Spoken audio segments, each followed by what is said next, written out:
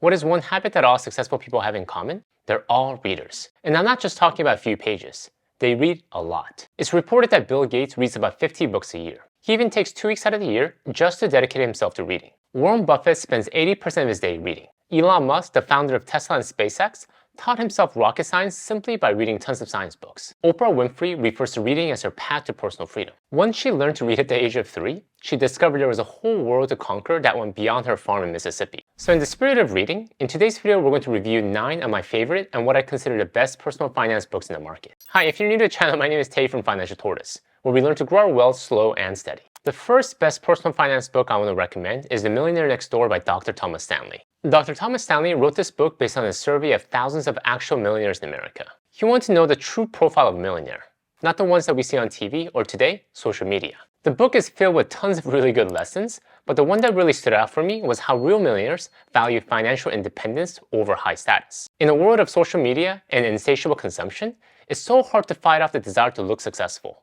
to look rich. We all want to fit in, and perception plays a big part in that. However, the millionaires in Dr. Stanley's book prioritize actually being financially independent rather than looking rich. Today, with a credit card, any one of us can look rich. We can buy the nicest clothes on credit, lease the latest sports car, and get a huge mortgage on a mansion we can't afford. But we won't enjoy the peace that comes with financial independence, because deep down, we know that we're just one step away from financial catastrophe. To the millionaires in Dr. Stanley's book, freedom was the ultimate purchase. By living below their means and meticulously planning their financial future, many were able to enjoy the freedom that comes with financial independence. Even if their income dropped or their business had a bad year, it would be okay because they were not living the hyper-consumption lifestyle that so many people struggle with. So if you want to understand the profile and psychology of actual millionaires, I highly recommend checking out this book. The number 2 best personal finance book I want to recommend is The Psychology of Money by Morgan Housel. According to Morgan, contrary to popular beliefs, doing well with money isn't necessarily about what you know. It's actually about how you behave. And behavior, as we all know, is really hard to teach, even to really smart people. Money topics like investing and personal finance are often typically taught as an analytical, math-based exercise. We come to believe that if we have the right data and formula, we can all unlock the secret to being rich. However, in the real world, people don't make financial decisions based on formulas and spreadsheets.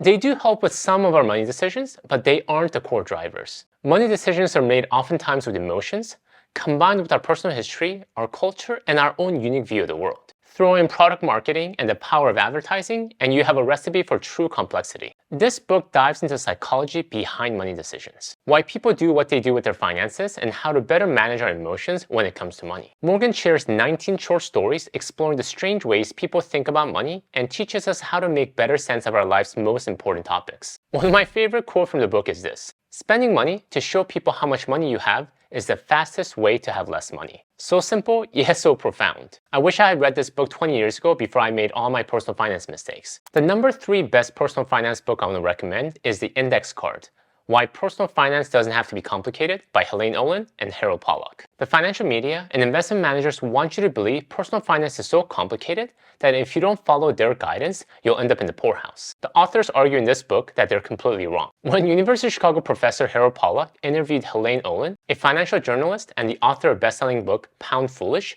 he made an offhand suggestion: everything you need to know about managing your money could fit on the index card. To prove his point, he grabbed a 4x6 card, scribbled down the list of rules, and posted a picture of the card online. So Pollack teamed up with Olen to explain in this book why the 10 simple rules of the index card can outperform more complicated financial strategies sold and highly marketed by the financial industry. One of my favorite quotes from the book is this: "Simplicity often takes work and insight to achieve." I'm a huge fan of simplicity when it comes to money and life, so this book really spoke to me, helping me to cut through all the noise to understand the money lessons that really mattered. So if you want a short, quick, easy read to get you smart about money, lessons that can literally fit on an index card, I highly recommend this book. The number 4 best personal finance book I want to recommend is Total Money Makeover by Dave Ramsey. If you're just starting out in your personal finance journey but don't know where to begin, I highly recommend starting with Dave Ramsey's book. I first picked it up over 10 years ago, but I come back to it often to remind myself of the many timeless principles. It's not an exaggeration to say that thanks to this book, my wife and I were able to pay off $100,000 of student loans in 3.5 years. I've read many personal finance books in my life, but this book lays out one of the most simplest, most straightforward game plans for completely making over our money habits. My favorite quotes and ideas from this book deals with debt. Debt is so ingrained in our culture that most Americans cannot even envision a car without a payment, a house without a mortgage, a student without a loan, and a credit without a card. Dave Ramsey takes a pretty strong stance against debt. No debt. I personally wouldn't go that far, but I definitely agree with the notion that we must be very, very careful when it comes to borrowing money. When we accept debt as a normal way of life, it can quickly cascade into a borderline dangerous mindset of justification. We start to fund an elevated lifestyle with that low interest fixed home mortgage. Then we can start creeping into tapping into our home equity line of credit. I learned this the hard way, but take it from me, all debt are dangerous, and just like fire, should be handled with the utmost caution. If you like a no-fluff approach to handling your money, I highly recommend this book. The number 5 best personal finance book I want to recommend is The Little Book of Common Sense Investing by Jack Bogle. Mr. Jack Bogle is the founder of a little investment firm called Vanguard, the pioneer of low-cost index funds. Sadly, he passed away in 2019, but he left behind an impressive legacy. In a way, Mr. Jack Bogle single-handedly revolutionized the mutual fund industry. He pioneered the index fund, which allowed individual investors like you and I to gain diversified exposure to the stock market at a very low cost. And the best part is that we're able to do this directly without needing to be hassled and sold unnecessary products by Wall Street so-called professionals. His book goes more in depth regarding index funds and explains why low fees are crucial when it comes to maximizing our returns. He also provides recommendations on how to build the ideal index fund portfolio in today's market. So if you want to learn more about the ins and outs of index funds and why it stands as a clear winner against complex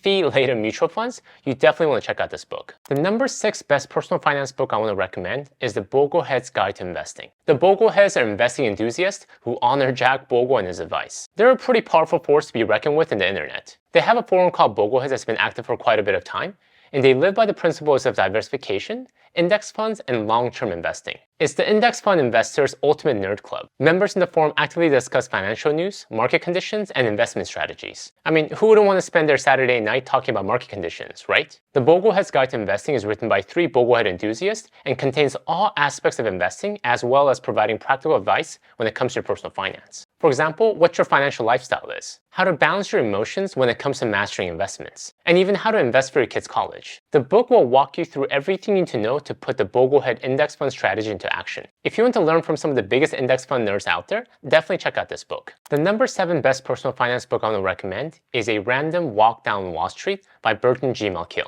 It was first published in 1973, and updated editions have been released every few years. Burton Malkiel is a Princeton economist best known for the efficient market hypothesis. Efficiency means that a company's share price reflects its current worth, and its price will change when new information alters a business worth. It goes into depth of all major investment vehicles, from stocks and bonds to real estate investments and tangible assets. There's even a chapter on behavioral finance and how our emotions affect our financial investment behaviors. It's your one-stop book for knowing pretty much everything you want to know about the stock market, Wall Street, and the business of investing. However, I do want to caution you, this book is not for the faint of heart.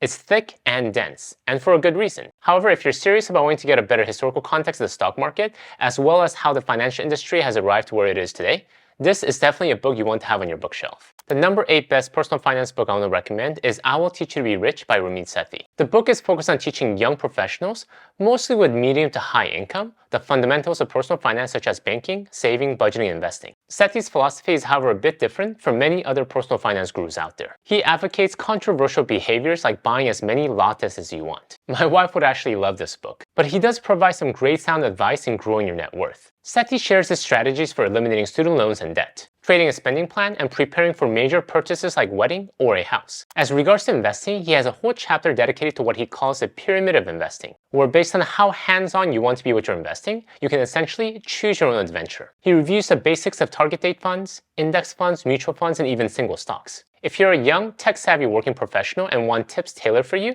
this will be a great book. The number 9 best personal finance book I want to recommend, and my personal favorite, is A Simple Path to Wealth by Jill Collins. Jim initially started this book out as a collection of letters to his daughter and grew it into a comprehensive financial guide. He firmly believed that money was and is the single most powerful tool we have for navigating this complex world. Thus, the need to understand it and master it a crucial skill. He spent the most of his adult life in this endeavor and wanted to share what he had learned with his daughter. However, his daughter had a shocking news for him when he tried to talk to her about money. Dad, I know money is important, I just don't want to spend my life thinking about it.